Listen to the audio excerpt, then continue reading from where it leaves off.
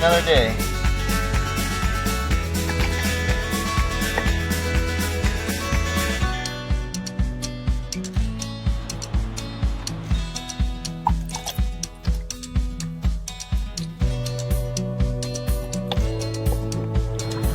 Nice fish right here.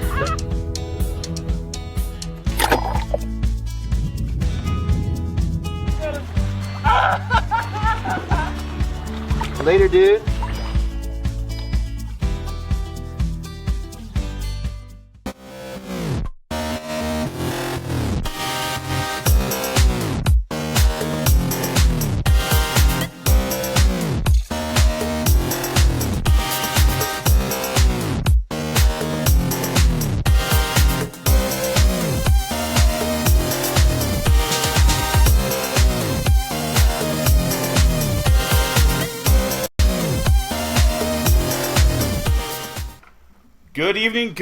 Good evening, everyone. Welcome to another episode of Kayak Bass Live on a Tuesday night. I apologize about the tardiness. We were having some technical difficulties getting Mr. Andy Cuccia on Skype. I was having trouble contacting him earlier, and we managed to get a hold of him, and we got him on, which is good because I was starting to freak out, wondering if we were going to have to get another guest on tonight. But we didn't end up having to, so it's ready to roll, man. I apologize again. So what we want to do is give a shout out to everybody who's been following us and liking us on Facebook. As we sit now, I believe we're at like 650 plus Facebook likes, which is fantastic. We're hoping to reach 1,000. At the 1,000 likes on Facebook, we're going to figure out some sort of giveaway of some kind. It's kind of goofy here. You see me with my headphones in. I'm trying something new where instead of typically with my audio, it would, like we'd have the guest come on or David on, and his audio would pop through my speakers and then back in through my microphone. So it I think it dumbed down the audio a little bit, made it sound a little, like it was in a funky little room. So what I'm trying to do is use the capture of my system audio. So what you hear is basically what I hear, and I have headphones on, so it won't filter I don't know, hopefully it sounds better. And it looks like my microphone is working. I have an external mic over here on my left. So it looks like it's going to work. Fingers crossed. You can't hear Richard on, but he's over here. He's probably laughing at me because I look like a goofball with my headphones. No, I'm laughing for a different reason. Oh, he can. He got my screen capture is going. That's kind of cool. Chad's on asking if you want 1,000 likes on Facebook. Yeah, I want 1,000 likes on Facebook. Yes, I do. Here, let me do this. There we go. So now next time. Boom! Now they can't hear you, Richard. Too bad. I cut you off. Can I hear you? You there? No? Oh. Okay, cool. Right on. All right, so we're going to remind everybody that we upload and archive the Kayak Bass Live show on YouTube. So if you miss an episode, you can go back and watch some of the originals, which are pretty lame and pretty disgusting, but hey, what it is. It's a learning process, right? So we upload the show onto YouTube, and go give us a follow on Instagram while you're at it, because we're trying to utilize Instagram every chance we can, but we're still kind of learning how to use it. But anyways, the plan is to use it live as much as we can here throughout the season. So follow us on Instagram, Kayak Bass Live, at Kayak Bass Live. Okay. With that, yeah. If you tag us on Instagram, we will start sharing posts here shortly when we manage to do that, and more people start. Oh, I got a little spot on my screen. It's bugging me. We will start sharing Instagram photos. If you tag us or use the hashtag Kayak Bass Live, we will start sharing those here. We've only had a few of them. Granted, I should probably pick one, but come on, guys, give us the love. Show us the love. It's really going to drive me nuts. Anyway, so, all right. So, get signed up. The May Online No Peaky Photo Contest, $36. The Akabass Online Photo Contest, $36. May 1st through the 31st. It's a 5-fish limit. I don't even know how many people signed up because it's no peaky. So, the way that works is you get your top 5 fish are, constantly cold and everything, but you don't know what everybody else has. So the idea is it's more like a traditional tournament. So we don't know what anybody else has. So you go out there and still fish. So if you see that guy, if you had seen that guy with 100 inches or 110 inches, and you're like, I'm never going to catch him, so you give up. Well, this way you have no idea. He may only have 86, and you could easily go out there and smash him and get 110. Maybe you on top. So go sign up for that. The Big Old Pig year-long Big Fish Photo Contest, $15. It ends on December 15th. There's only a few guys signed up for that. I don't know. I'm kind of surprised. But go sign up for that. Big Ol' Pig has sponsored that, and there will be some prize package and different prizes for the biggest fish of the month, etc. So get out there, get on Attorney X, and enter that one as well. We have the KBF Trail event, California Delta, this Saturday. We do have Richard on here to answer some of the last-minute questions. May 13th. It's a $50 entry, so if you haven't signed up, get signed up. I know we have a couple guys that are wanting to sign up last minute, so there is no cap, so you have no reason. If you can fish, come out there and do it. It's a $25 surcharge if you are not a KBF member, so it'd be $75 for non-KBF members. There's also the $20 How Big Bass contest. Half of the money goes to the guy with the big fish, and the other half goes to Hal. Correct, Richard? Yeah.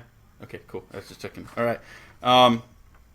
Also, next week, Bass California Delta event, May 21st, $42 entry on Turner Cup Marina. It was originally for Tracy Oasis, but we moved it.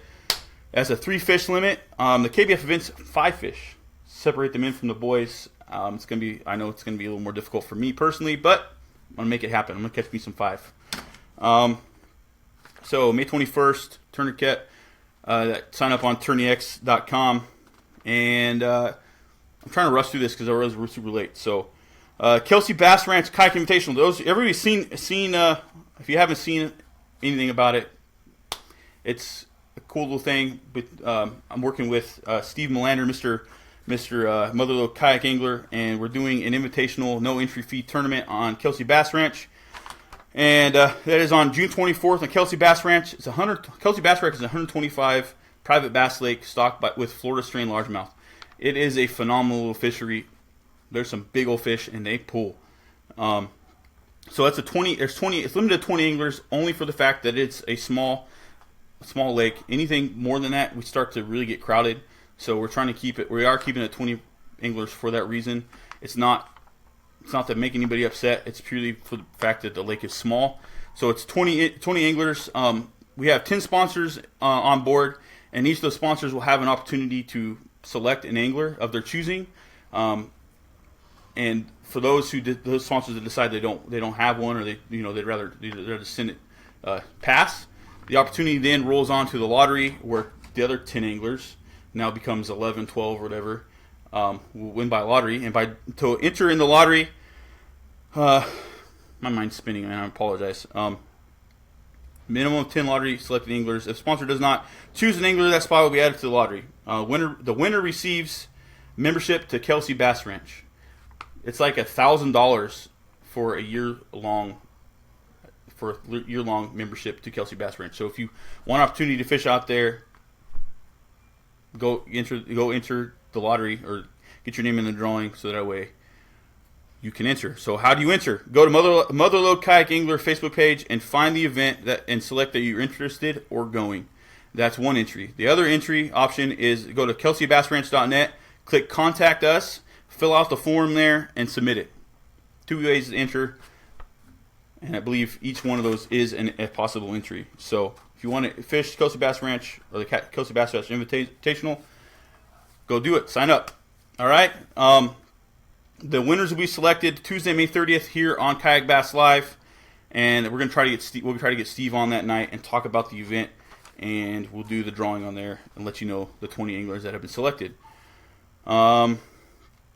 With that, we have some upcoming events across the nation. I'm gonna go through real quick. This week we have the KBF Trail at Lake Barkley, KBF Trail Kent Lake, KBF Trail Smith Mountain Lake, the Carolina Kayak Anglers on Lake Hickory, the Cats Kent Lake, Portage Lake, and Woodland Lake. It must be like a trio kind of lake, because it must be smaller lakes, but I'm guessing. I don't really know. So that's there. Kayak Anglers Eastern Pennsylvania, Assunpink. I don't know how to say that. I apologize if you're watching from eastern Pennsylvania. And the River Bassin Regional, Shell Knob, Missouri. MO, I believe is Missouri. I hope so. If I'm wrong, I apologize. All right. Next week, KBF Trail on Belvedere Lake, KBF Trail Chickamauga, KBF Trail Mozingo Lake, Bluegrass Kayak Anglers. They were Bluegrass Yak Masters. They changed their name to Bluegrass Kayak Anglers. So the Bluegrass Kayak Anglers, Green River and Green River Lake have an event next week. Cats Lake Livingston, Kayak Anglers Central New York, Otisco Lake, Kayak Bass Series Open number 4 on Lake Sakata. NACA, Northern Alabama Kayak Anglers Tournament on Smith Lake, River Bassin Qualifier, Central Ohio, Rivers Rampage, and it's River Bassin Qualifier, Peach State Kayak Anglers in Cartersville, Georgia. All right, that was a mouthful. There are a lot of events going on these next 2 weekends. Get out there and fish, participate. All right. KBF Trail Lake Chickamauga, April 22nd this past weekend. There were 52 anglers, 282 anglers fish caught. I'm sorry. According to Tourney X, third place went to Joshua Stewart, 84.5 inches. Number 2 to the man Ron Champion, 85.25, and first place went to Mitchell White for 87 inches. So congratulations to those top 3. Michigan Trail event, Michigan Kayak Trail events number 1 on Gold Lake Marine. There are 41 anglers, 152 fish caught. Third place went to Sean Q, 84.25. Hopefully that's right. Yeah, Sean Q, 84.25. Travis Terry, 8 3/4, and Patrick Tharp took first with 90 inches. And the big fish went to David Cottrell for a 20-incher. Congratulations to all those guys. Whew, what a mouthful. It is burning hot in my garage. There's no AC in here. I had my garage door open to help ventilate, but it's still hot as all hell. So I've got to figure out a better way to do this because as summer approaches, this is going to be miserable. Maybe I have to switch to mornings. All right. So, as always, share the stream for a chance to win Trapper Tackle hooks. These are given away by Trapper. I send your name and info to them. Granted, I'm a little behind the 8 ball on doing that, but if you share the stream, that is how you're entered to win this Trapper hooks, and that's how we get the word out that we exist, so people know what we're doing. So share the stream, give us a like, give us a thumbs up. Be sure and comment and participate in the comments, so people know you're here. We do have Andy on here. He is a California Delta legend. He literally fishes what they call it the river. He calls it the river. He fishes the river pretty much every day. So if anybody knows the Delta, it is this man. This man is also a jig master. He pretty much could write the book on how to fish a jig. So get on there, ask questions. Granted, I have quite a few for this gentleman tonight. And wow, looks like I didn't print my third page. Great. Anyways, so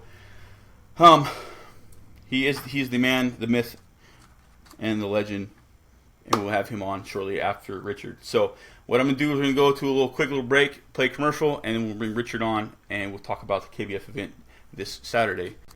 So hang tight.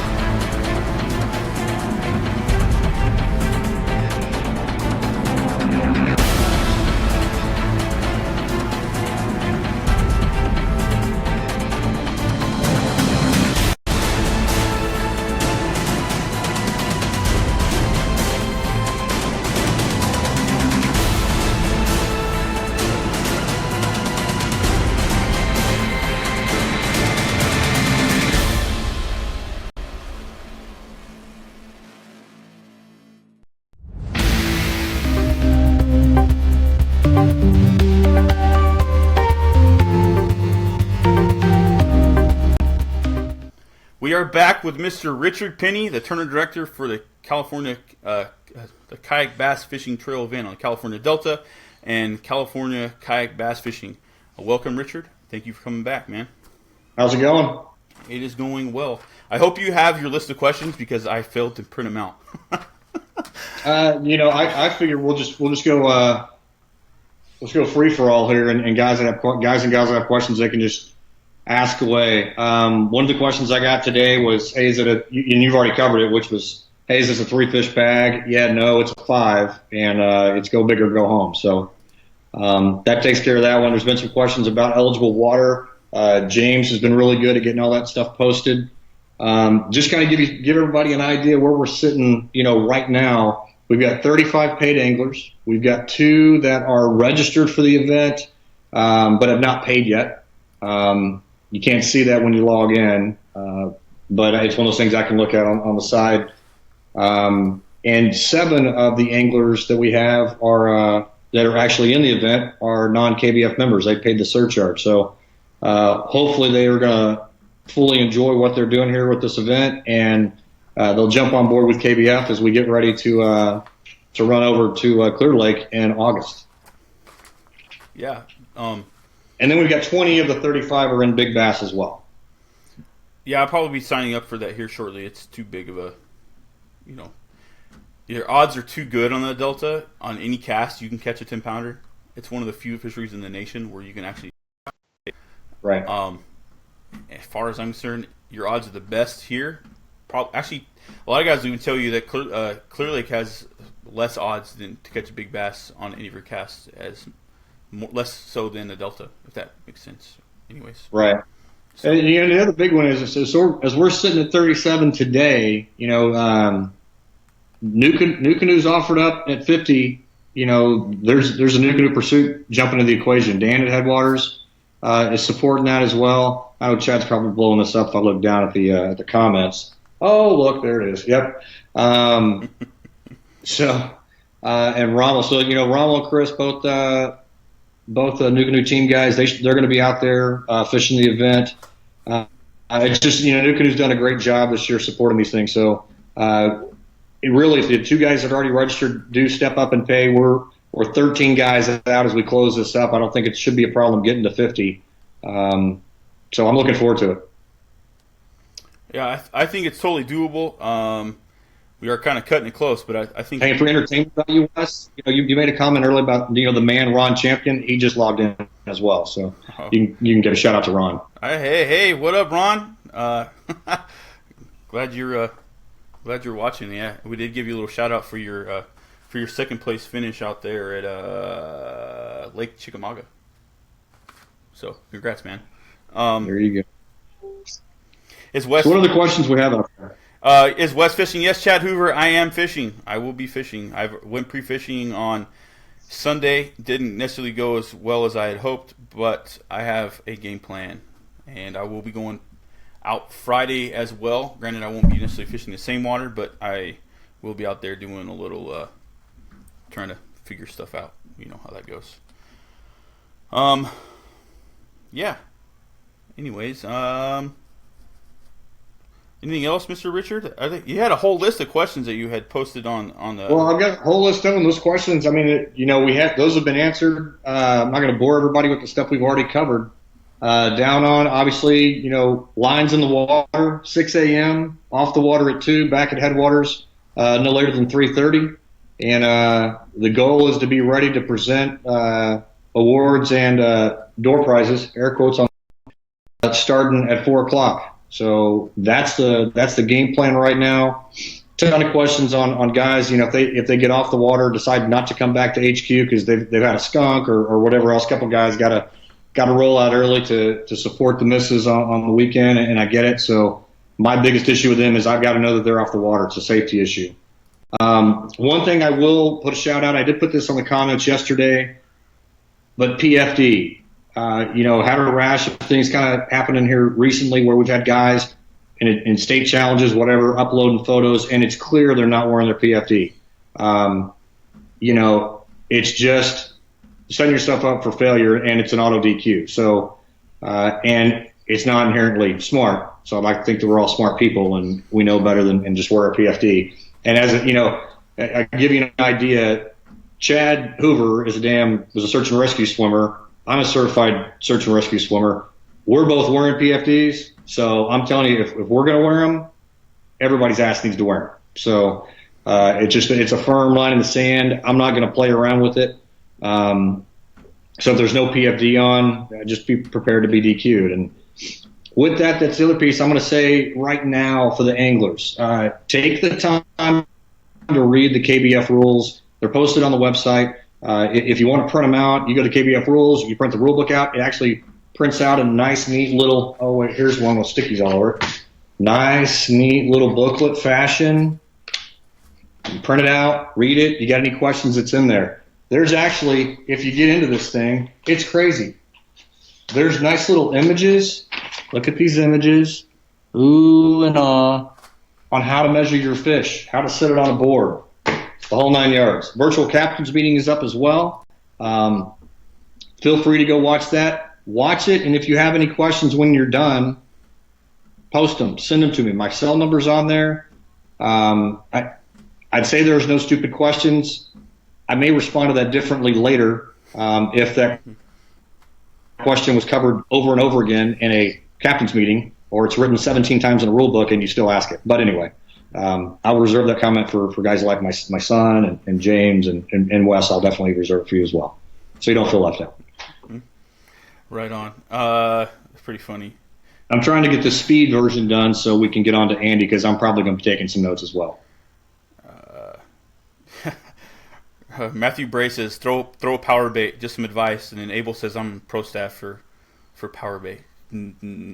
Yeah. If I was on pro staff for power bait, bro, this would be covered in Berkeley. Everything you're looking at would be covered in Berkeley, because they pay more money than a lot of other companies do. Anyway, so and for sheer entertainment value, as I'm watching the feed go, Chad's already posted up in the comments the link to the rules. I'm guessing that's the link to the virtual captain's meeting as and he's actually pimping a banjo minnow. Yet again, other hey options. man, it works. It still catches fish. May not be the best colors, but they still catch fish. David has to work tonight, Chris.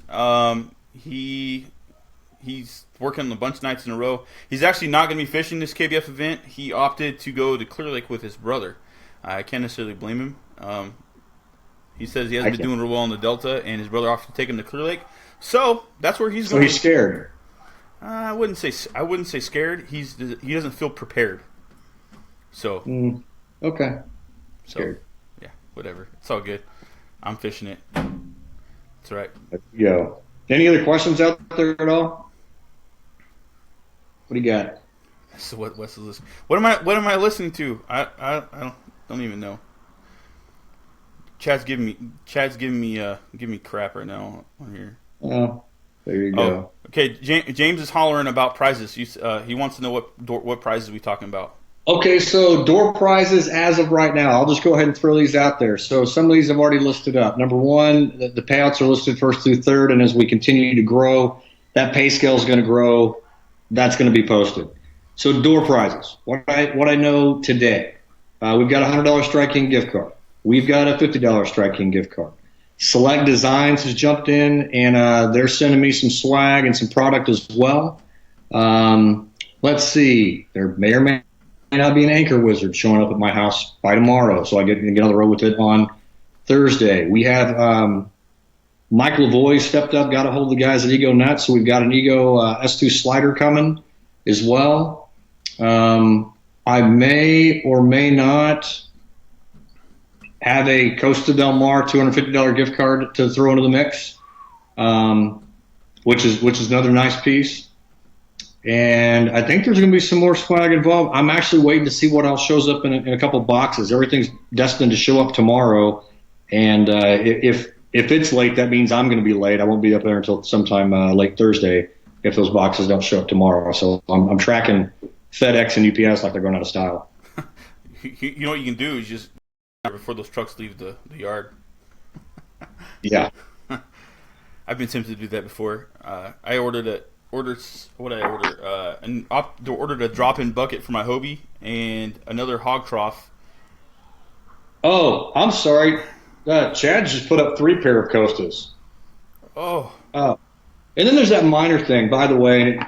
Chad brings up a good point on here. At the end of the day, there's qualifying spots for the national championship that are up for grabs.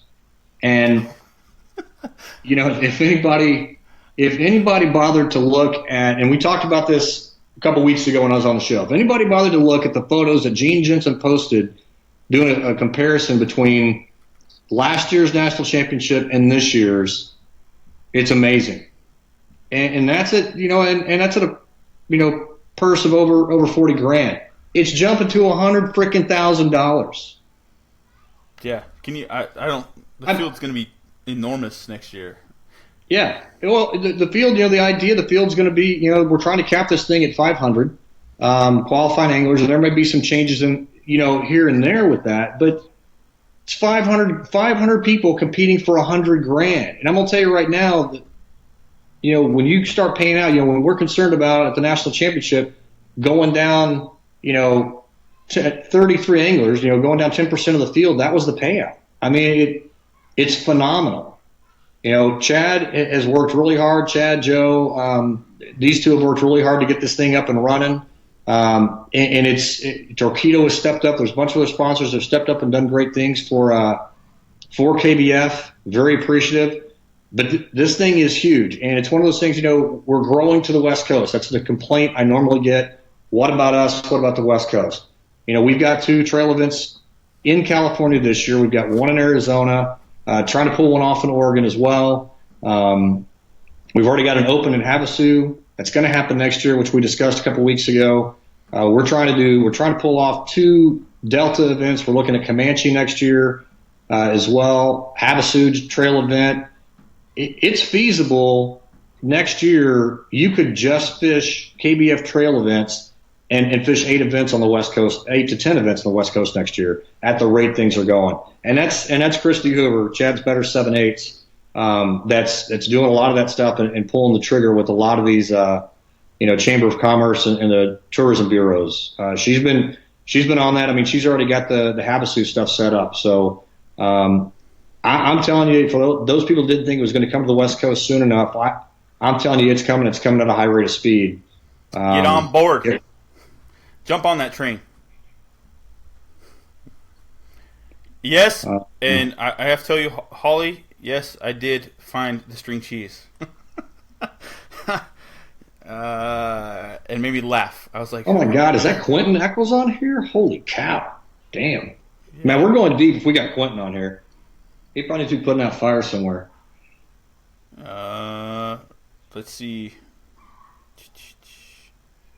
Noah Stevens, great job on growing the sport. Quentin Eccles. What about Bullards? That'd be a pretty cool place to have Bullards. Well, you know, Bullards is another option, and I wouldn't say anything's off limits at this stage of the game. It's a matter of getting in contact with the right people and getting this stuff set up. So, yeah.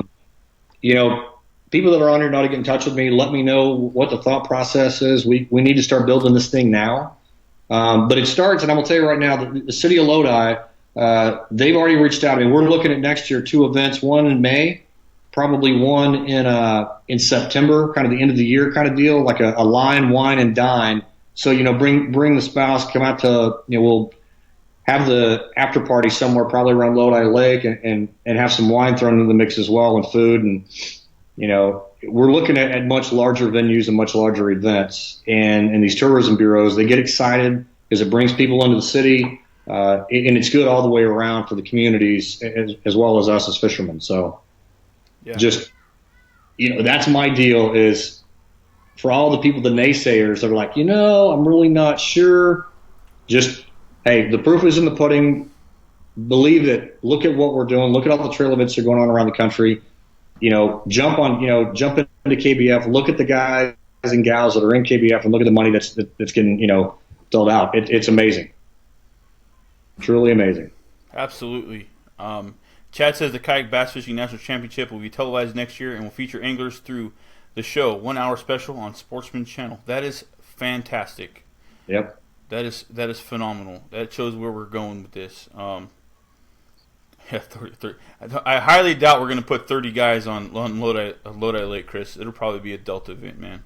Yeah. The idea is a Delta event, but we'll probably, you know, meet somewhere over there and and have an after, the after party, if you will, the award ceremony and after party. Yeah, that'd be. I think that's really one of the best ways to do it too, is because it's online. Have it as like an after party rather than like a quote unquote weigh-in. Well, that's the thing. There is no weigh-in. That's the nice part of this entire setup. So. Yeah. All right, Richard. Anything else you guys want to ask him before we get over to Andy? He's been waiting, and hopefully he's still connected because it was quite the ordeal. No, get on with Andy, and anybody's got any questions for me, you know where to find me on either California Kayak Bass Fishing. Find me on Facebook as well. Jam over to Kayak Bass Fishing. Get signed up for the event. I mean, this is on us. I have been busting Chad's balls for over a year about getting events out here. We've got guys to do it. We need to just jump on board, get these things knocked out, and bring all the power that the West Coast has to bear, and start running the shit like we own it. At the end of the day, that's what I'm going to tell you. It's on us. Oh, and congratulations on the new position with KBF. I just saw that just a couple minutes ago. Oh, I appreciate it. Yeah, the director of operations, stand by. Things are going to continue to get entertaining, and it's a growth thing. It's growing at a high rate of speed, and it's good. There's great things coming down the pipe. I'm excited to be part of the team.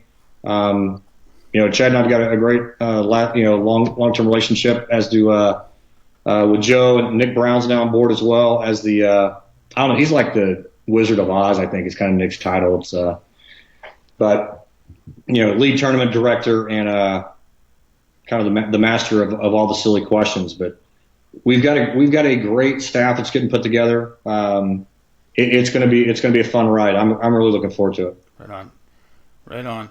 All the guys are busting each other's balls, saying get us 13 people, man. And I agree. Matthew Bray says, sign up, clowns. We're coming from SoCal.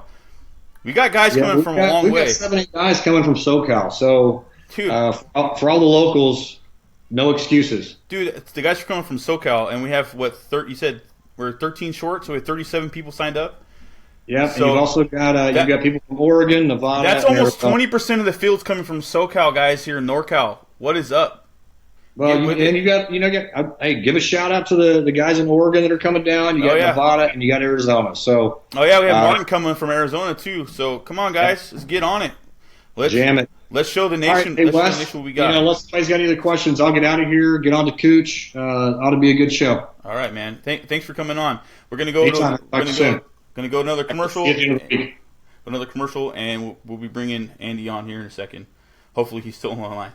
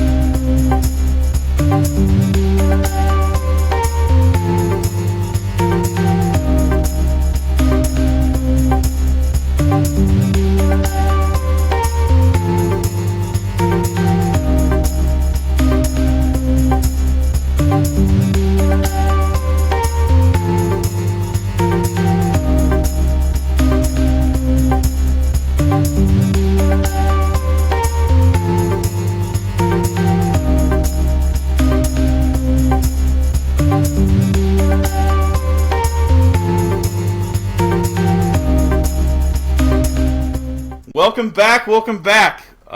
We have the man, the myth, the legend, Mr. Andy Cuccia on here on Kayak Bass Live to talk about the California Delta and fishing the jig. I am super excited. I've waited a long time to talk to this man, and I'm glad we have him on. And if you are watching and you have a question about the California Delta or fishing a jig, this is the time to ask. Don't get me wrong, we're probably going to get Andy on here again in the future, but ask him now. Ask him while he's here. I do have a list of questions that I forgot to print out, so I'm going to have to try to bring them up. Hopefully I don't bog my whole computer down trying to do it, but yeah, I'm super excited. Well, settle down, relax, buddy. It's all good, man. It's just two guys talking fishing. Yeah, two guys talking fishing, but with 40 other guys watching and asking questions, so... Hey guys! So it's Good not to have you on board. Yeah, it's not just us, man. We're live on Facebook, what you'll be able to share this on your page later because I did tag you, so you should be able to see it. You'll be able to share it later. I put a link on there for all my friends to come out and come in and jump on it if they're not, like watching a Spurs game or something. Like, what's two things in my life that I do as hobbies: poker and fishing. That's it. Anything else is complicated. Right fishing, basketball warriors, and tying jigs. We're good. Yeah. Oh yeah. Pretty versatile. Yeah. I do have your TNT Baits logo on here, so we can talk about the water jig. So we can get you a little exposure there. So let me see. I think I can do this. Looks like it's running okay. Fingers crossed. Yeah. So, Mr. Andy Cuccia, typically when we get an angler on here, we usually ask them, a typical set of questions. I edited a little bit, to match you, but I'm going to ask you anyways. Mr. Cooch, what do you... Okay, time out. All right. Let's cut the Mr. crap. Come on, man. You're Cooch. It's just Cooch, okay? All right. The myth, the legend, I can live with that. That's for guys like D. Thomas. He's the one who taught me. That's a real myth and a legend. But the Mister can go. All right. Okay, Cooch. So what do you do for a living? What is your job? I fish. And I fish in a lot of different ways. I guide full time. That's my day-to-day job, taking guys out. I'm a retired tournament fisherman. I just got, I lost the interest in tournament and competitive fishing, and I always told myself that I would get out of tournament fishing when it wasn't any fun. And, when BASS pulled out of the West, we had an opportunity through the Western divisions to take a fast track into the elites and the Bassmaster Classic. And, growing up as a kid, like many guys, that's what I wanted to do. And when BASS left the West, that kind of went out the door. And, our pro-ams and so forth out here, they weren't like fishing BASS and FLWs. The local pro-am tours were a struggle, and 9/11 hit, and a lot of different things prevented me from being out there every weekend. So I decided, it's time to go have some fun and fish for fun, and that's what I do. Is I take guys out fishing, show them how to fish the river, show them different techniques. I have a wide array of clientele, from the novice right on up to elite touring pros that I take out, where we actually go fishing on a guide trip and don't fish, if you can imagine that. We just do a lot of talking and whatnot, give them insight. But I do that with anglers too. I try and share techniques and concepts and thought processes, especially about this California Delta, because there's just a wealth of information out on the internet. And there's a ton of dock talk, guys, and you can get so caught up in all that dock talk. Whereas, I'm out there every day. Guys like Bobby Barrett, guys, we're out there every day. We know what's really happening and what's going on that river on a day-to-day basis, and, when it's easy and when it's tough. And certain techniques that work, and what to throw at different times of the year. And that's what I go out and help guys do, guiding. So the guiding part is my full-time job. I have recently taken over and purchased TNT Bait Co., which is the jig company that originally produced the TNT Cooch's water jig. And my buddy Troyce Taylor and I put that together about 15 years ago. We were doing real well. He had some life issues, and wife passing away, and remarriage, and illness in the family and whatnot, and couldn't keep up, and kind of lost interest in the jig company.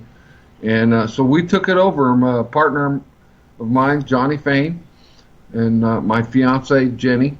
We took it over, and we're building that to taking that company to the next level, and it's a lot of fun, being a part of something that I love to do, fishing, and then being able to make a bait that I love using. And trust me, guys, if I could fish anywhere in the world and only had one bait to take with me, I'd take a jig. And I'd fish that jig all day long. I tell clients all the time, especially during periods where, we're struggling and we're not getting bit. It's like, if I'm not getting bit, I'd rather not get bit with a jig, because I know by the time I do get bit, I'm going to catch fish that's worthy and going to make me happy, and I'm going to feel really good inside. So, and they hit it too. Oh boy, they thump a jig. Sometimes they mush mouth it, but most of the times they just thump it. Yeah. And that's a beautiful thing. So it's kind of cool, We've seen the TNT Bait Co. grow the way it has, and having the opportunity to provide anglers and design these baits and throwing in these ideas that I have with what we do and some of our new patterns and whatnot, and watch guys go out there and catch fish on them. It's a pretty special feeling. And that's the bait company and the guide fishing, and I do a lot of seminars. We do a bunch of videos and whatnot, sponsored by Yamamoto. It's one of my major sponsors I've been with for 20 years now. They taught me a long time ago that, they didn't care how well I did in tournaments. Yamamoto, all they wanted me to do was teach guys how to fish. And, that's what I do today. It's a passage my grandfather showed me, and I'm sharing it with everybody that comes in contact with me. That's I love it, Cooch. That's largely why I wanted to have you on here, because you are a great ambassador. You share the love, and you do a lot for the community, and I figured you'd be willing to come and help our kayak bass community out here in California and across the nation as much as we can. Yeah, it's pretty cool. We've seen a lot of evolution in our sport, and where they've gone with, first the float tubes and then the little pontoon boats, and now, a couple years ago I was watching these kayak things back east and in the south, and all of a sudden here they are out here in California.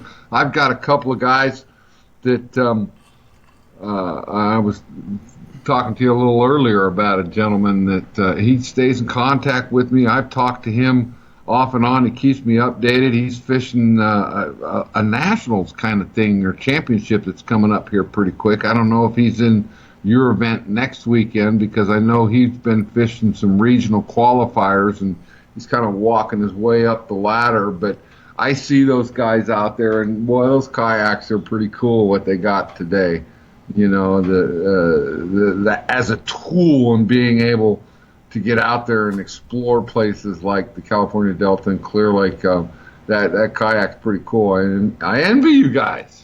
I don't own one and have the opportunity. I own a kick boat, and I love going out there in my kick boat, but it's kind of hard to beat that bass boat, Yeah, well, I'm once you get in a kayak, it is quite the step up from the kick boat, and right. It is about the closest thing you can get, especially with at least in mine, I'm pedal driven. I grew up fishing out of bass boats, and when I switched to the kayaks, I loved it. but I knew there was something missing because I felt like I was paddling so much. So that's why I got a Hobie, or a pedal-driven system. So that way it's more like, putting your foot on a trolling motor and covering water. So now I can keep my feet going. It's like this thing, put my foot on a trolling motor, and I can burn bank, and I can, cover water. And it's a healthy thing. I think that's probably a lot better on one's back, quite honestly, than sitting up pitching and flipping all day, leaning up against a butt seat. Yeah. You've never been so hungry. You've never been as hungry as you have been while being on a pedal-driven kayak and pedaling all day without eating anything. Oh, You're yeah. Starving. Yeah. Starving. Well, it's funny you mention that because my fiance Jen, since we moved in together 2 years ago, she keeps the lunch in my bag every single day. So I wouldn't know what that's like. I don't think it matters whether I'm on a float tube or a bass boat or a kayak. She's making sure I got a lunch. I mean, if that's your job, you got to take a lunch with you. You got your lunch box, yeah.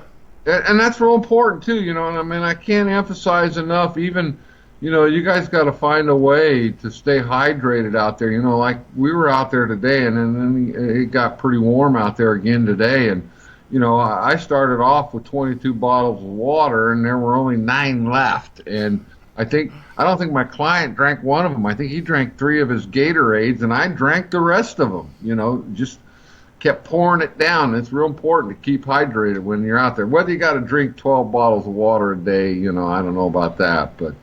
Supposed to drink half your body weight in ounces. Yeah, whatever that is, half my body weight in ounces. Okay. Yeah. So if you weigh 200 pounds, then you need to be drinking 100 ounces of water every day. That's about you got me right. You figured me out. I'm about 205 pounds now. I totally gained weight in the last. I just picked a number that was easy to do the math for. Yeah. All right, so we got a couple questions on here, and I'm going to go ahead and roll through them, and I'll try to pick off some of mine because I did manage to pull mine up. Let's see. My co-host is normally on here, who's working. He says he just got a ton of TNT water jigs in today from Tackle Warehouse, so he wanted to look at that. Some water jigs. Those water bombs. Those headed Tackle Warehouse, actually. Right on. Let's see. Kent Brown says, "Damn, he's old." I hope he's referring to you. Yeah, that's Kent Brown. I mean, I knew his brother better than I know him. Only because his brother would share information with me. Kent's a tournament guy. They don't share. Yeah. No. Yeah. I know. I'm. Yeah.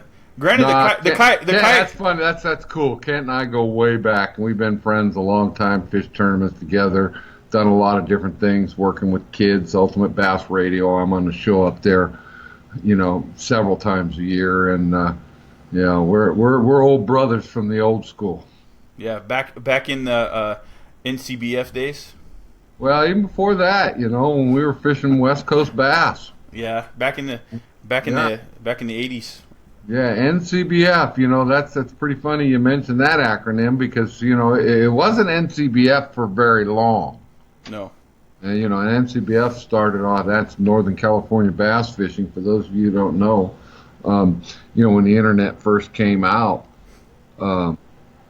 Bob Taylor up in Redding started a website, and it was just a fishing report. And we're talking, 95, 96. That's before any of us knew what the internet was. I fortunately worked at a software company that was a part of the internet when it first started back then. And, we found that thing, and it was just a little message board where we all got on there and posted our little fishing reports. And then Bob grew it into where we had the message board and other things. And then Brian Sack and I did the article, Cyber Bass Fishing, in the Bassmaster magazine in 97.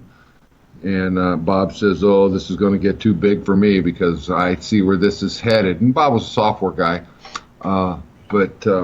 Yeah, it's amazing where it's come today, And then Wayne Wasuko took over Western Bass from Tony Stoltz. It went from NCBF to westernbass.com, and where it's grown to and the resources that are available out there.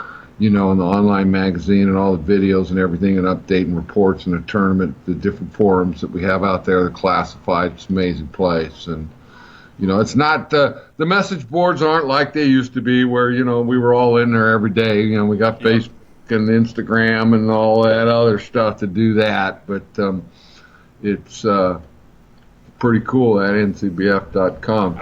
We all got hooked up. I used to troll it in high school. I would sit in my engineering class on the computer over in the corner, and I'd burn a good 45 minutes to an hour. Oh, just reading the debates and the heckling, huh? Yeah, man. I didn't post very much, but I mean, I read. We communicated a few times, Randy. You don't remember me, but I know who you are. Yeah, that was it was you and 10,000 other people that just sat out there and watched a group of us just have fun with life. Yeah, good times. Definitely good. All right, so we're going to get to a jig question. Mr. Chad Hoover, he hates when I call him this, but he's the godfather of kayak bass fishing.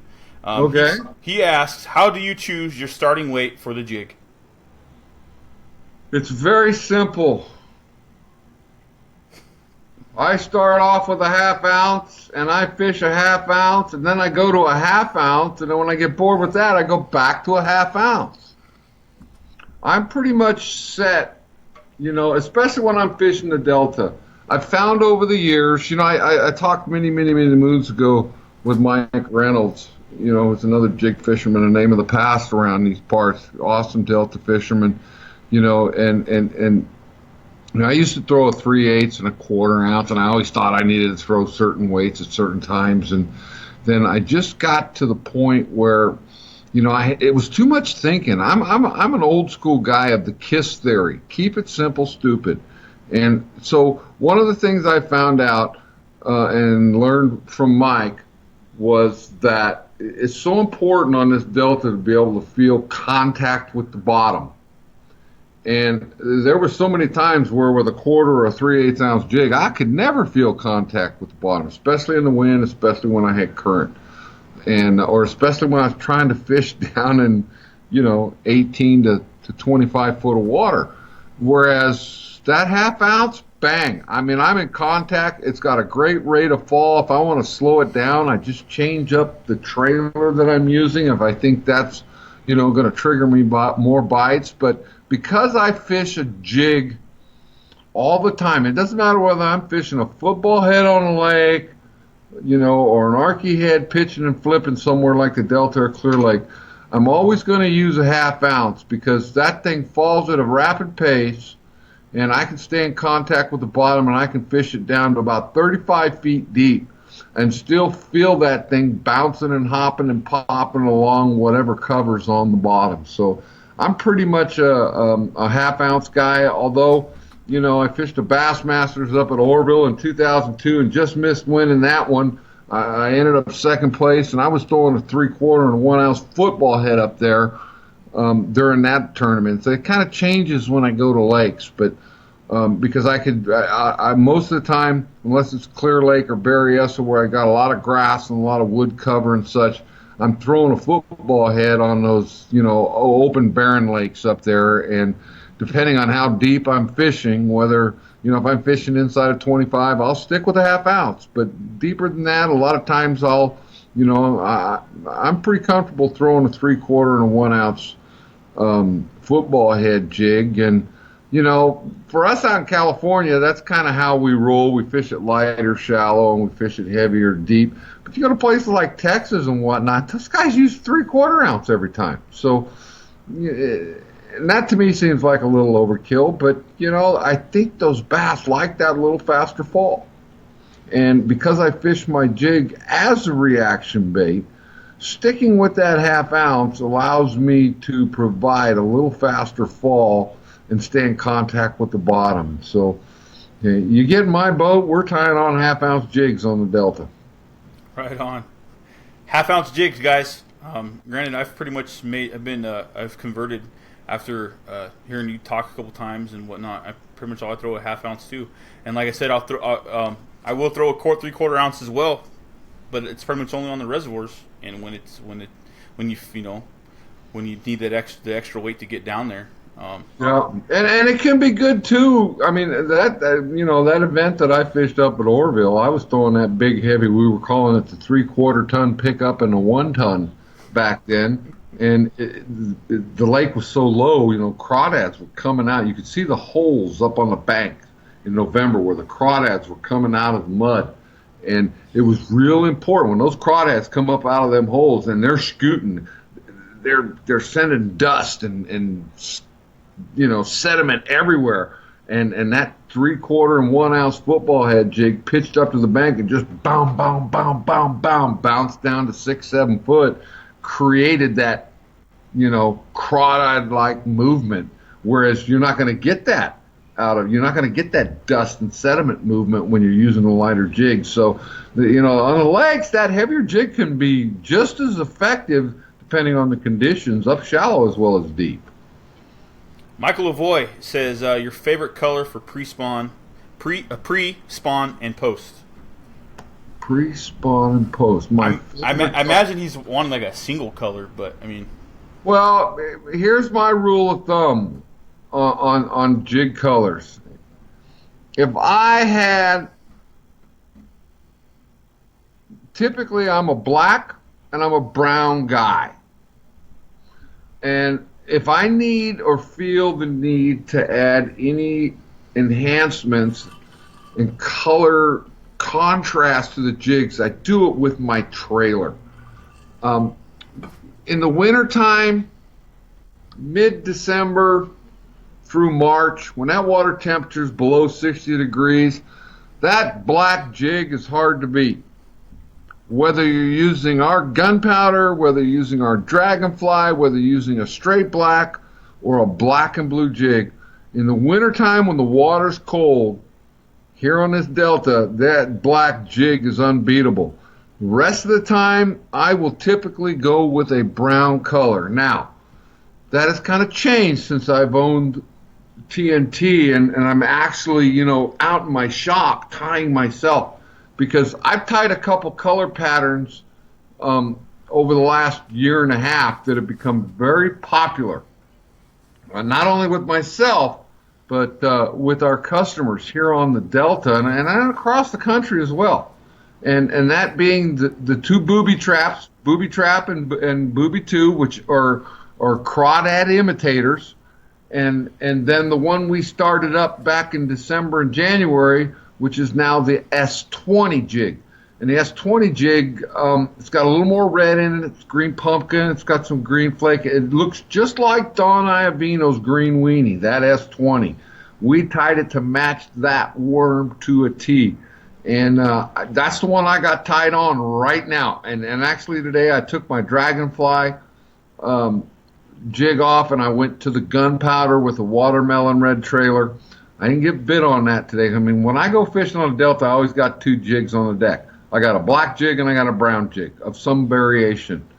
And the two fish that I caught today on a delta came on the brown, the S20 color. So this time of year, I'm really leaning towards and preferring browns all the way up into December.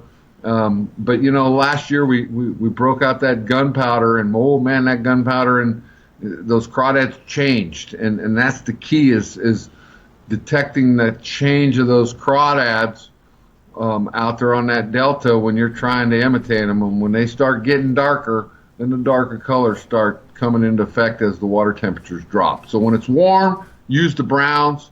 When it's cold, use the black and blues. Now you can also use, especially when you're down in the south, because there's a lot more of those red swamp craws, that Louisiana red swamp craw, which is that black and red thing we all throw that crankbait and their black and red spinnerbait and so forth.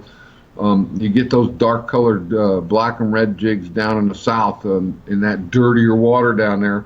A little easier for those fish to pick up that color hue, as well as that's matching the forage, the crawdads they have down here. You get into the middle delta and out west and up in the north and on the east end, we have that signal crawdad, which has a lot more of the brown and the blues in it, the lighter turquoise kind of blues in it when they're adults.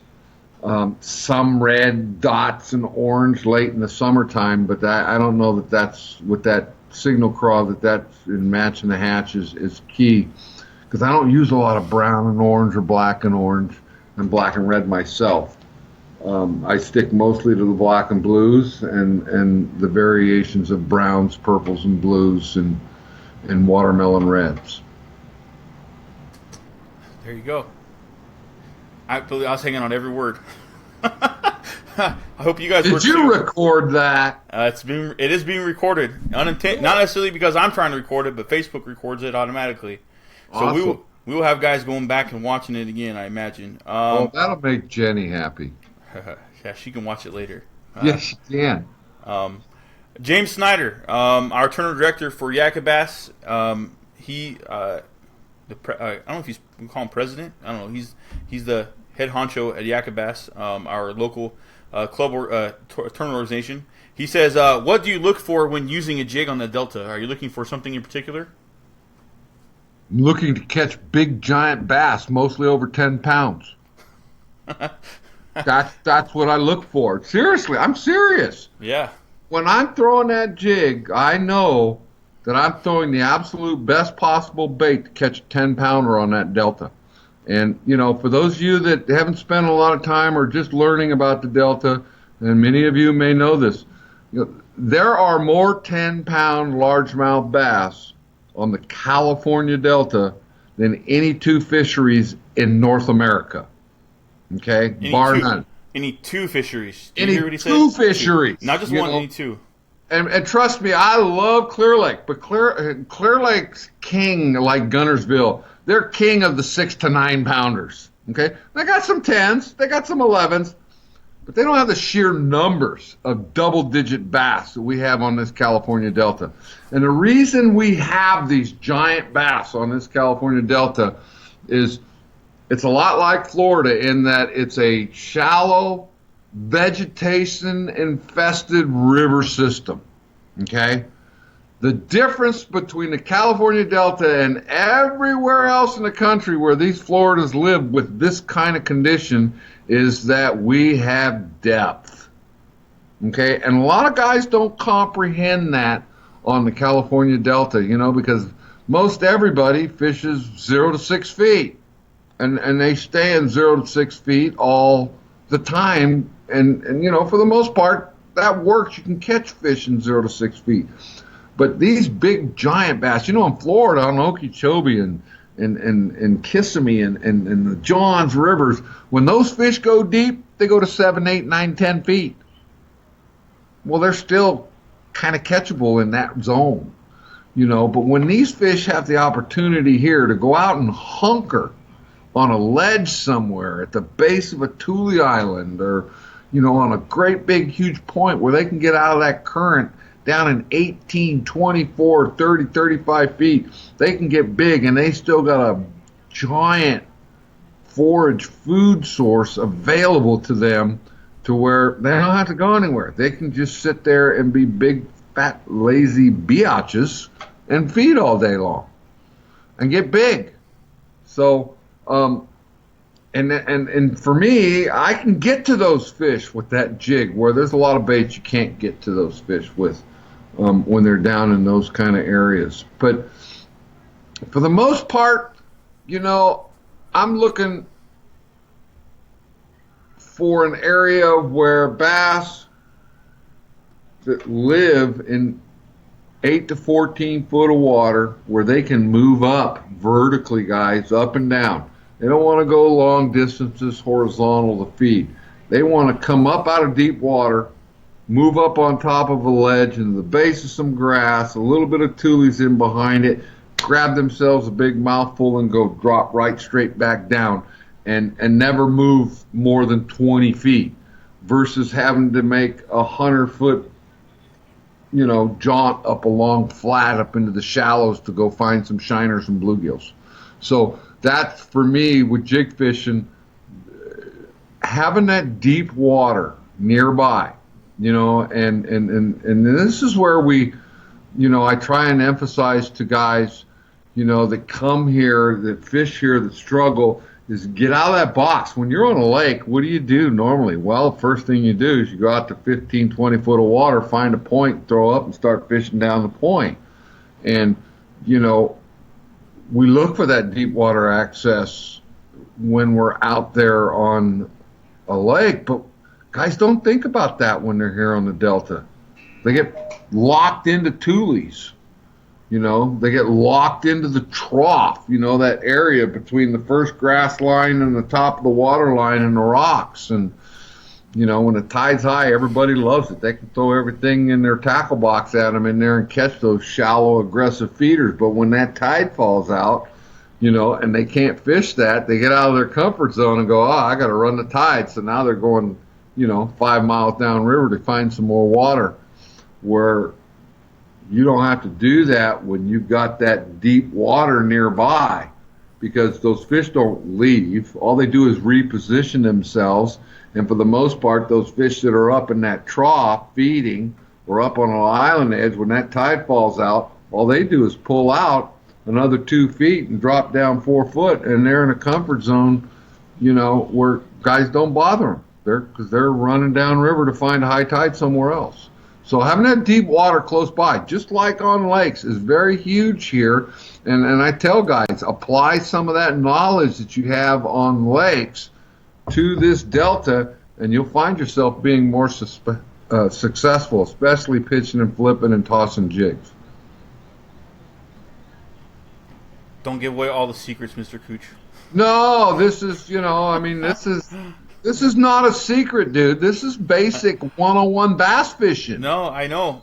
You know, I mean, it mind boggles me. It hurts me that I see all these guys, you know, up shallow fishing, and, you know, they're listening to all the dock talk about running the tides, and, you know, you got to follow the tide and tide this and tide that. And, you know, my mind, don't worry about it. Forget the tides. That's just all the Delta rats wanting you to run around the river like a chicken with your head cut off. Yep. The guys who dominate aren't fishing up there shallow all the time. Those you guys, know, it's the guys like that dominate are adapting. It's like I was telling my client today. If I was fishing this FLW that's coming up, my goal would be to find one area that I could go fish all day long. And all I'm going to do is move in and out and up and down with the tide and stay in that same area and just fish for those fish as they reposition themselves.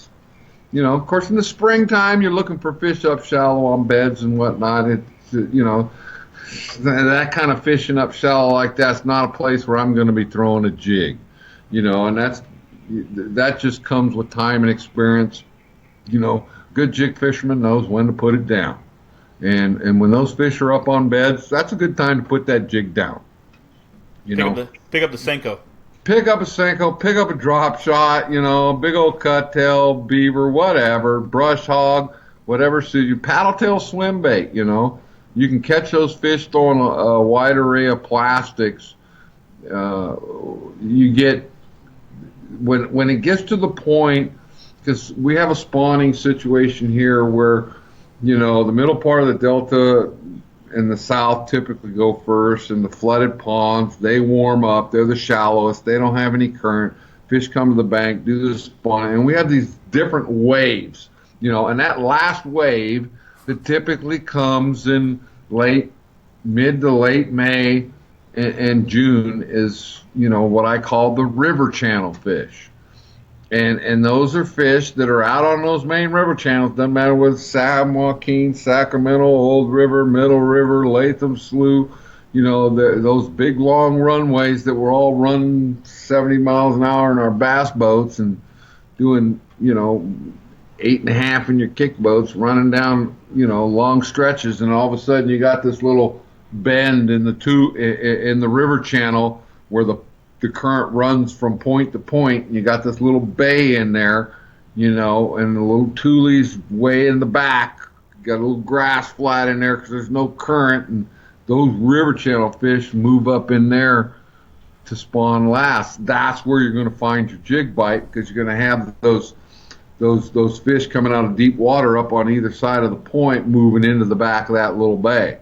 That's where you're going to find your best jig bite, and you know, even more so right now, kind of like I mean, for those of you who are familiar with Venice Island out there across from the Hilton over by Dickhead in that area, Venice Reach, you've got that big duck pond out there where they come out of the main river channel on those 2 points at the south and west end, and those fish do one of two things.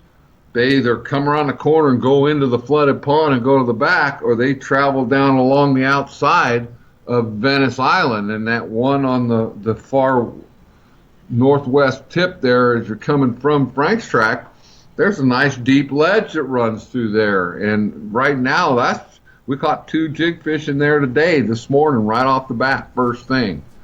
And it was the only 2 jigfish we caught all day today. But they were in that deeper water. My guy was going, he's from Southern California, and I told him, I said, well, we're sitting in about 28 foot. And he went, whoa! I noticed it was taking that drop shot a long time to get to the bottom. I said, yeah, you need to pick your jig up here or throw it further back in the tulies. So, springtime, unfortunately, and I learned a valuable lesson fishing tournaments, and it was good for me because it forced me to have to be more versatile because, like I said earlier, I'll pick that jig up and throw it all day long. If I only get one bite, I'm a happy camper. Well, that, didn't always serve its purpose when tournament fishing because, you want to put 5 fish in the boat every day and accumulate points and weight and win.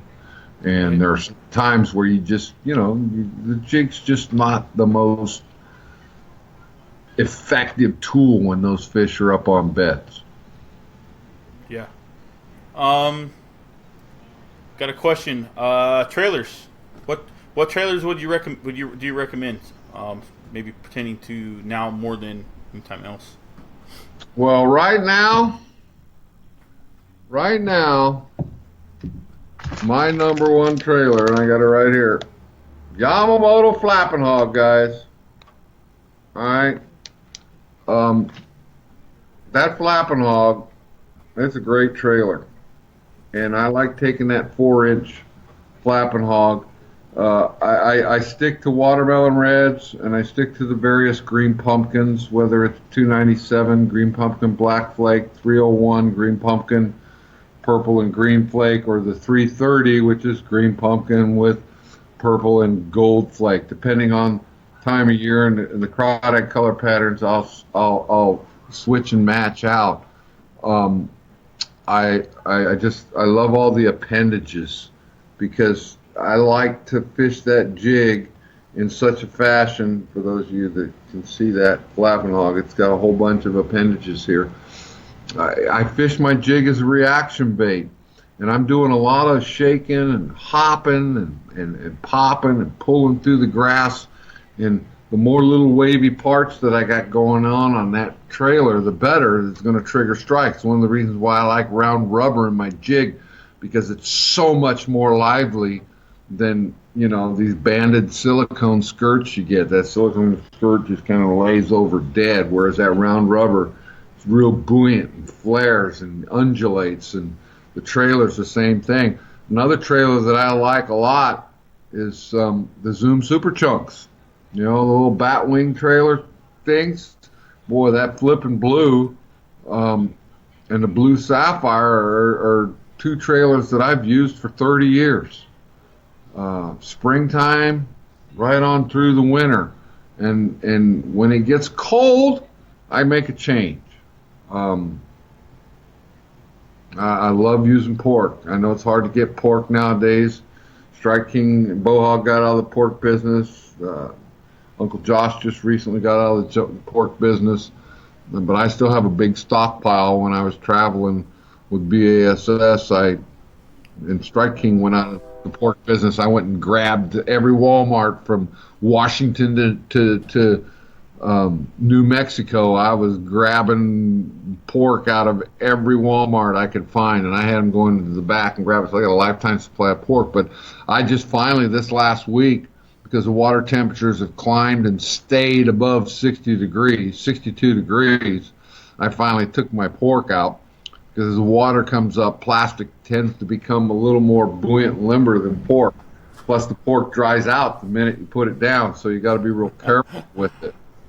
Now, that's one of the reasons why I liked Strike King, the Bohog pork, was because it was made off the least fattiest part of the pig, whereas Uncle Josh takes it right off the back, and the sides of the back, which has the fattiest pork. And well, when that pork chunk dries out, Uncle Josh, it's done, gone, shrinks, shrivels, gets hard like jerky, and it's just worthless. You can't even pull that off a hook. Yeah, well, and that was the beauty, when that fat shrinks and shrivels and cooks, it's done.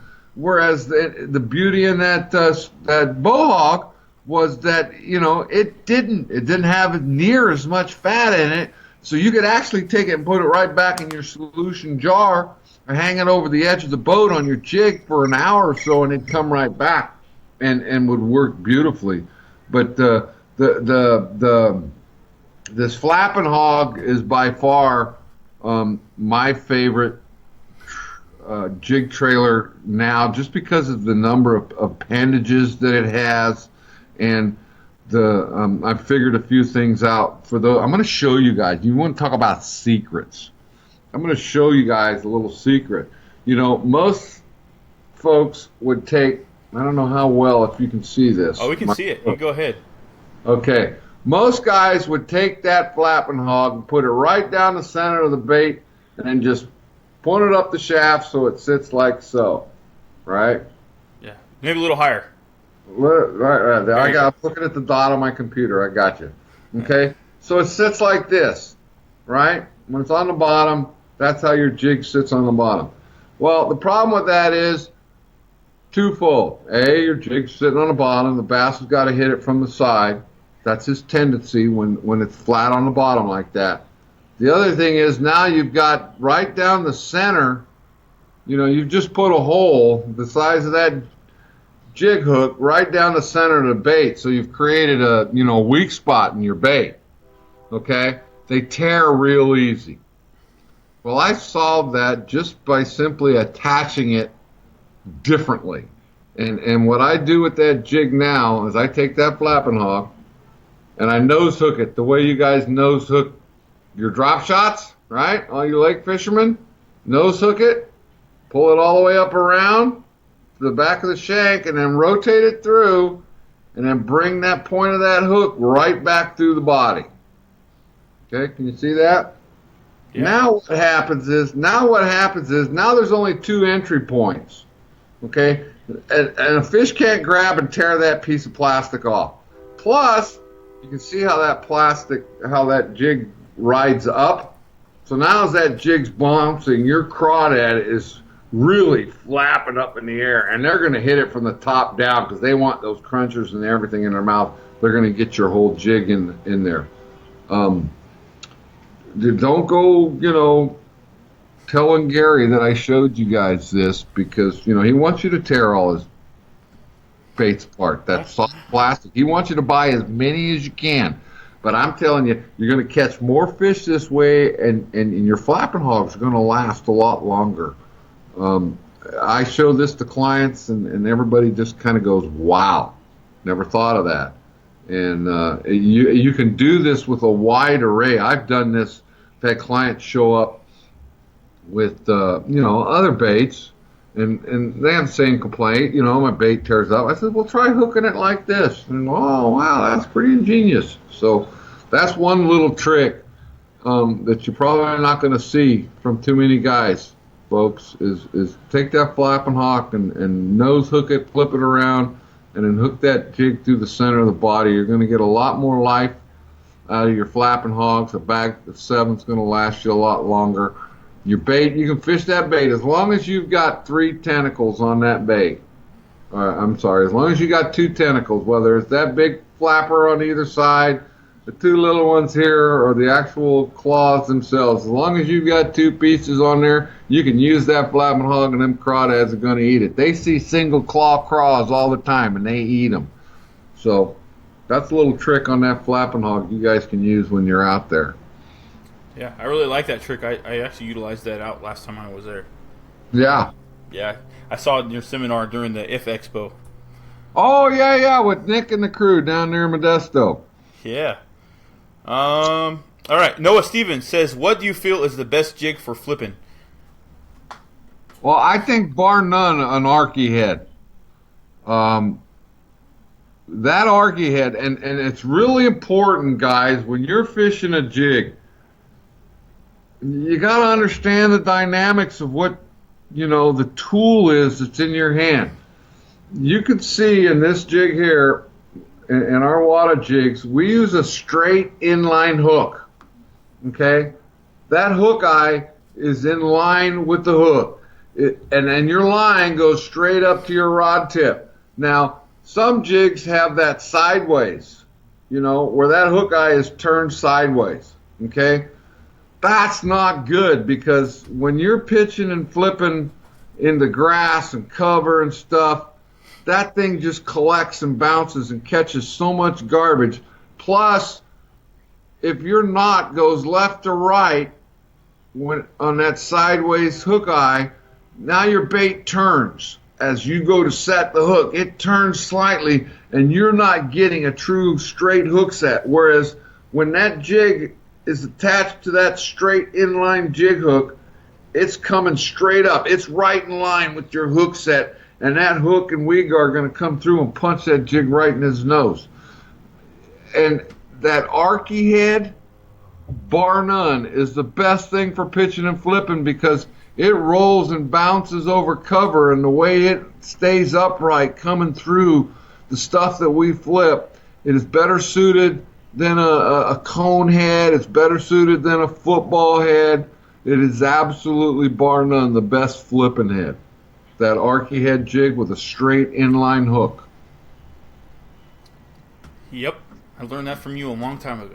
Yeah, it's just I learned that I learned that from Denny Brower and D. Thomas. But Denny Brower, they make that rattleback jig, and it's world renowned famous. But Strike King does what they do, and we just go buy it. It's an inferior product, quite frankly, because of that. David Owen asks a really good question, or I hope that's how you say his name. He says, "Do you steer clear of the algae with the jig?" It depends on. It was David, right? Yeah, David. It depends, on what he's actually referring to as algae. Because we have a couple different situations here on the Delta. We have the snot grass, that green snotty stuff that starts growing all over our grass here, the elota and the agaricus and the pondweed and stuff as the water temperatures start rising. And then we have the algae where we, that black-blue algae where we get an algae bloom, much like Clear Lake. When we're in the algae bloom, no, I don't avoid it. It is what it is. It's part of a bass's world ever since Joan Track flooded, and all the nutrients from that big pond and farmland down there got into the Delta. We now regularly get this massive green-blue algae bloom every year. That's where I discovered the gunpowder jig, fishing and that stuff. As far as the snot grass, that's just part of grass fishing. If you're referring to that green stringy stuff with that real dark black stringy stuff that gets on our grass here, I don't steer away from it, because that's all part of, fishing the weeds. One of the things that's, I emphasize to guys here on the California Delta, we don't realize out here in California, especially, how good we have it. Because, vegetation, aquatic vegetation is so important and critical to a bass's behavior and the way he lives and the house he likes to build, the neighborhood he likes to live in. We've only got 3 bodies of water in California that have the kind of vegetation, and the Delta's top of the list, bar none, with the variety of weeds, Clear Lake and Berryessa. Guys need to learn how to fish those weeds, and I definitely do not steer away from that snot grass.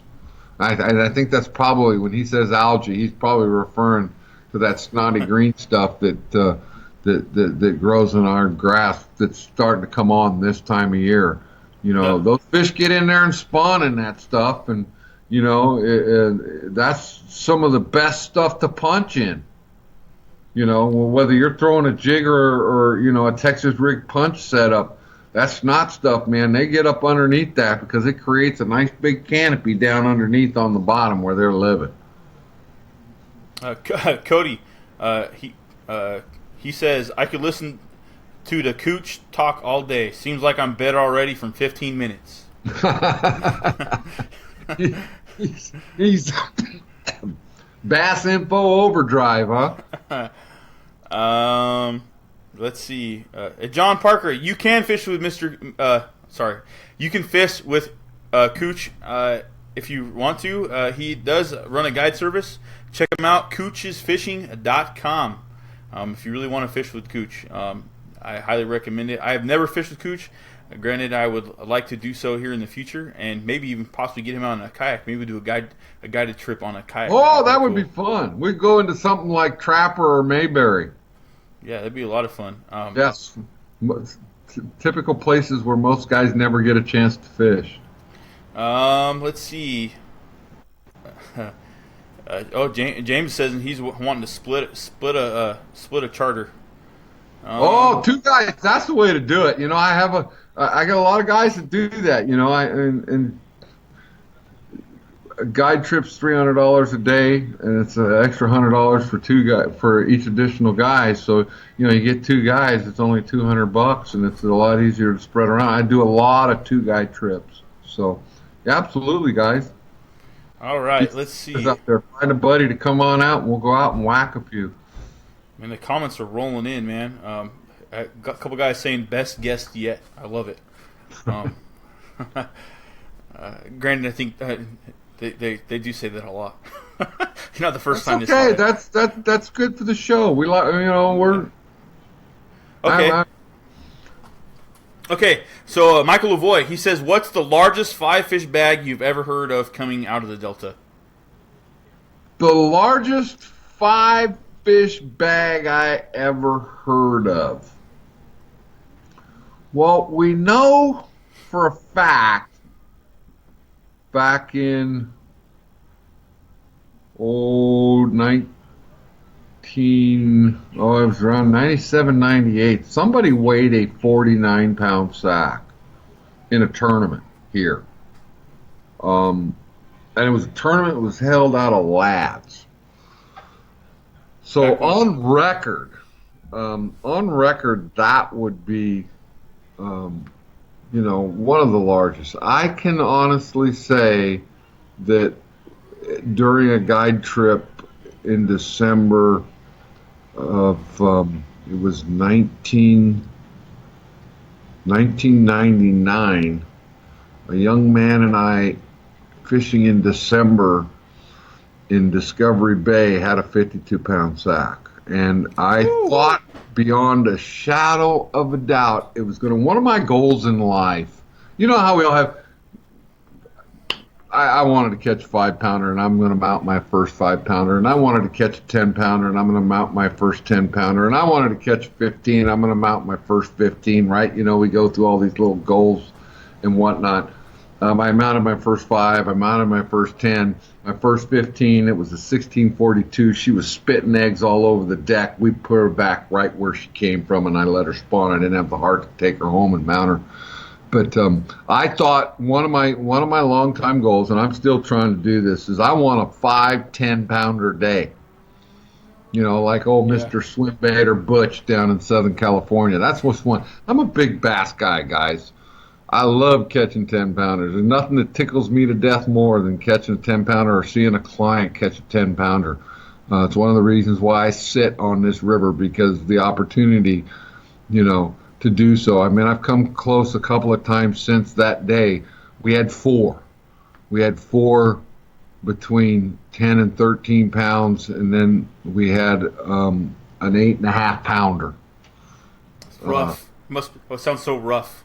But it was, and then two of those fish I have on my, I use as part of my business card. It's the picture that's on my business card. It's holding up 2 of those 10. But got that in my wallet yeah, here. so 52 pounds, is a weight that we caught. But how guys are going to be. It wasn't a certified scale. DFG wasn't sitting there. Who's Cooch? His scale doesn't weigh the right size, so it's like officially 49 pounds in a tournament. But I have caught a 52-pound sack on the Delta. We didn't quite get 5 10-pounders, though. Yeah, we're still working on that. My next guide trip, we could do that. You never know. Absolutely. I don't have to catch all 5 of them. I wouldn't mind if I had 2 clients and, they catch 2 each and I catch 1. That's just, we want that 5 10-pound limit in the boat.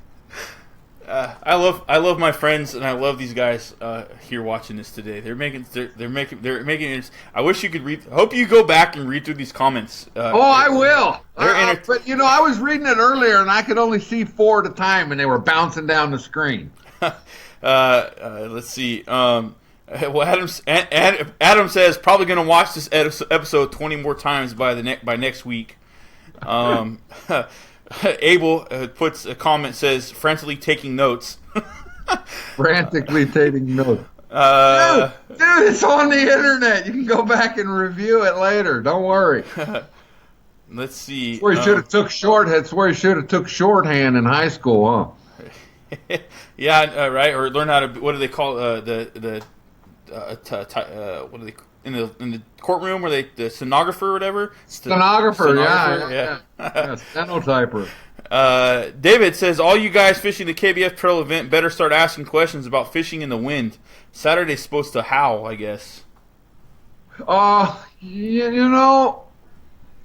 Wind is just part of the deal, and it doesn't matter whether you're in a kayak or a big old bass boat. And it don't matter whether you're here, Clear Lake, or wherever. Wind is part of the deal. Right now, the winds, the weatherman has not been right for the last month. He's either got too light of winds or too heavy. He tells us it's going to blow 18. We get 3 to 4 all day long. He tells us it's only going to be 3 to 6. Next thing you know, we got 25-mile-an-hour winds. So it's kind of...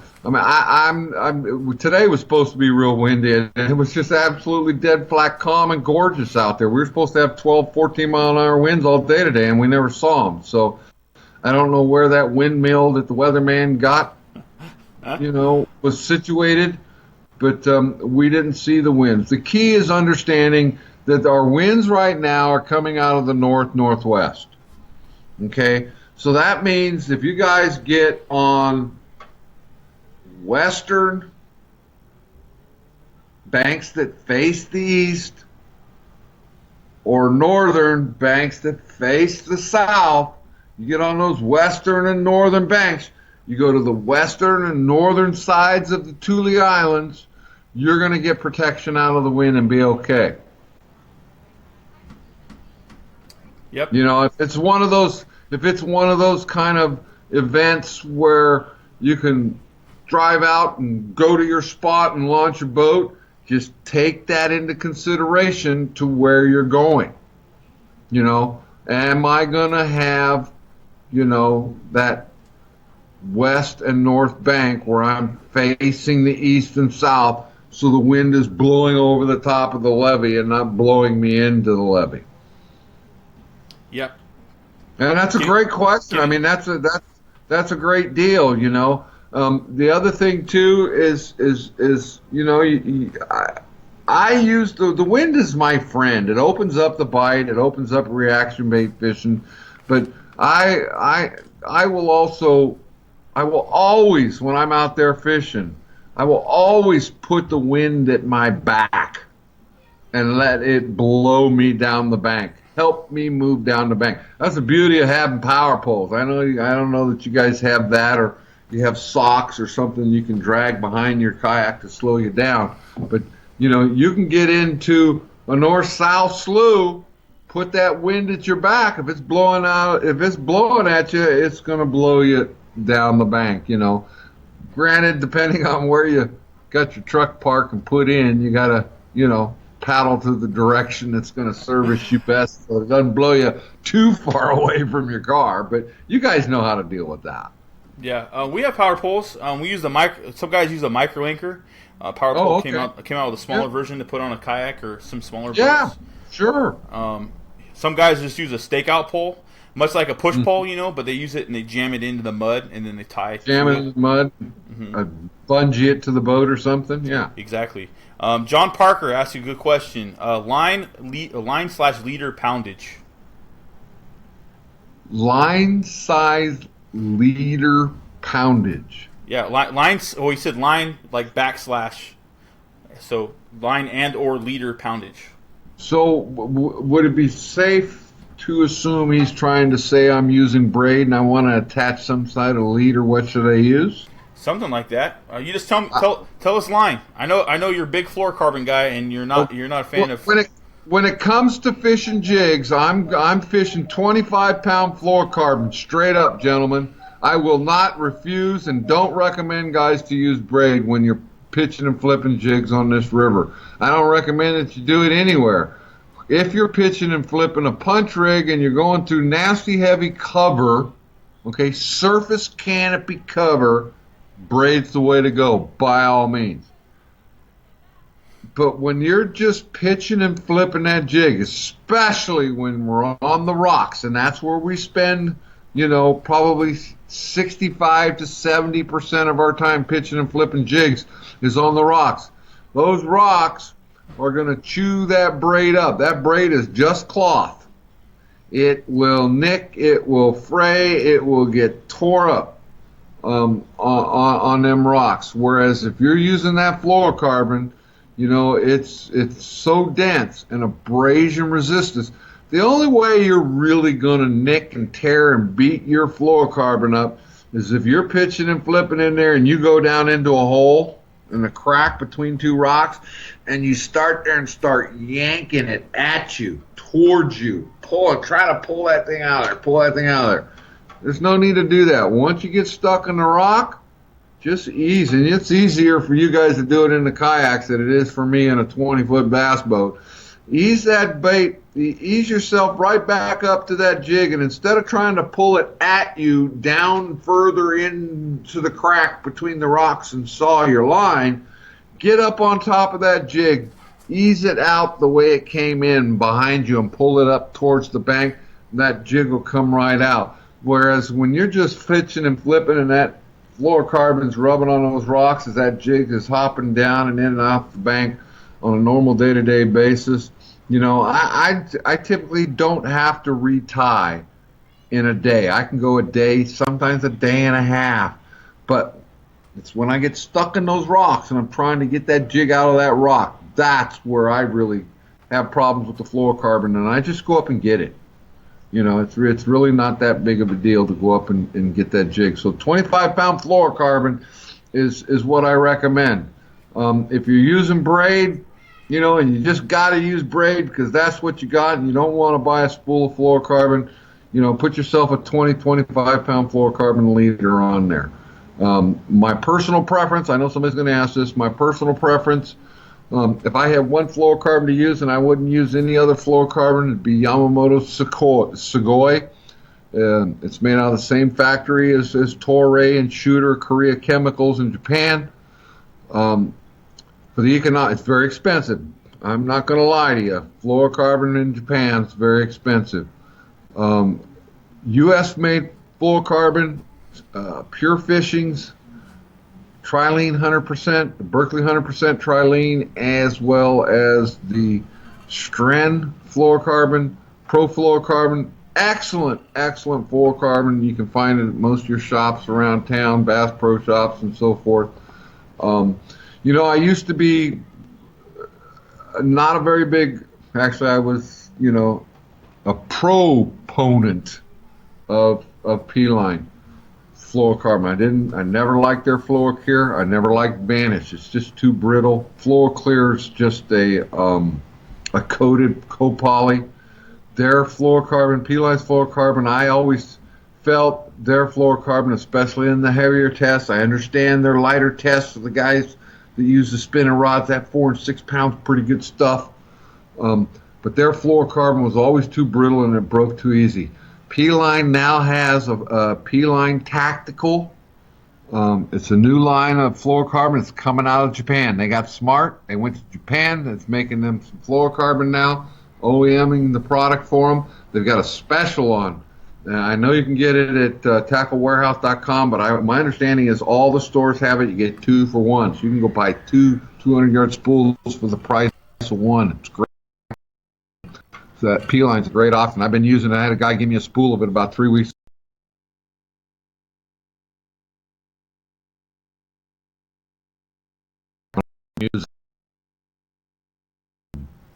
But 20, 25 pounds,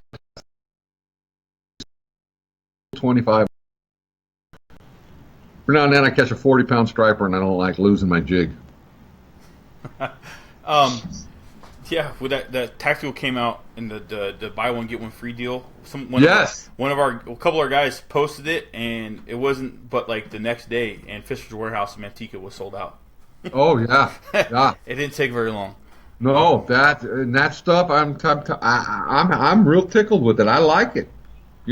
Kudos to P-Line for taking the step up. That was a great move on their part. They'll sell a lot more fluorocarbon. And that's what these companies want to do. Outsell their competitors. Them going to that Japanese fluorocarbon is a good deal for them. Good move for them. Yeah. With that, let's go ahead and I'm gonna ask you one last question. I think Noah asked probably one of the better ones that are remaining. And he says, what do you use as your jig rod and what reels? As far as reels go, that's a personal preference. Some of us like round toilet seats. Some of us like elongated toilet seats. I like a round reel, okay? You probably never heard that analogy before, huh? Some guys like Ford, some guys like Chevys. Yamaha, Merc, OMC. I'm a round reel guy because I got big hands, okay? I get those new low-profile reels, and I'm all fumble bums with them, and they just feel like a tiny little thing in my hand, and I'm not comfortable pitching and flipping. I use some of them for plastic worms. I use some of them when I'm throwing paddle tail swim baits and so forth. But when I'm flipping, I gotta, even when I go to the lakes and I may drop down from a 7.6 jig rod to a 6.6 or a 7-footer,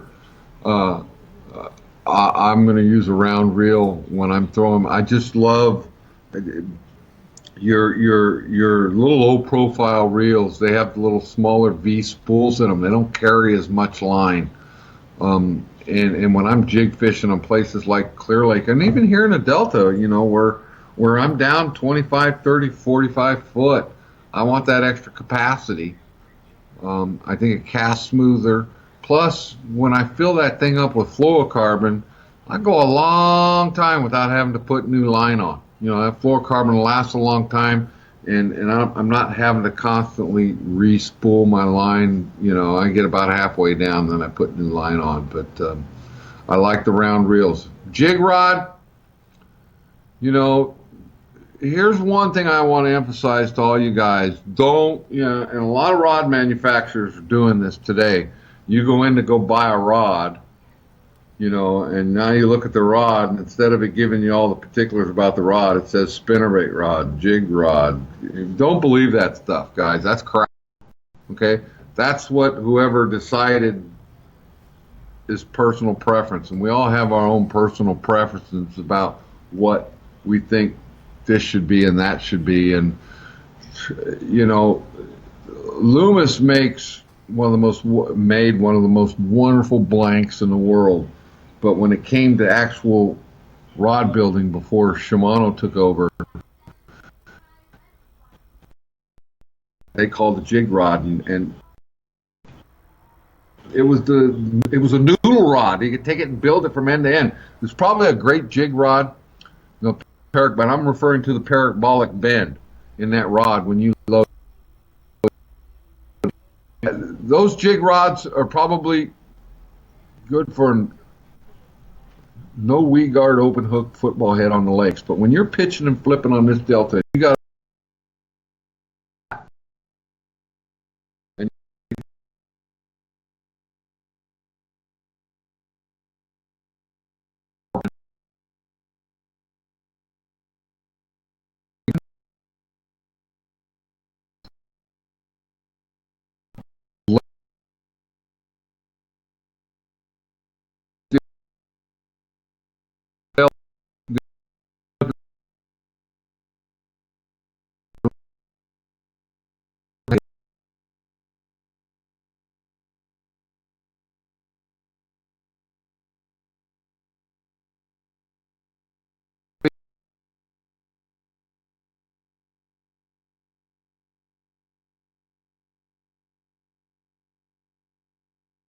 Bass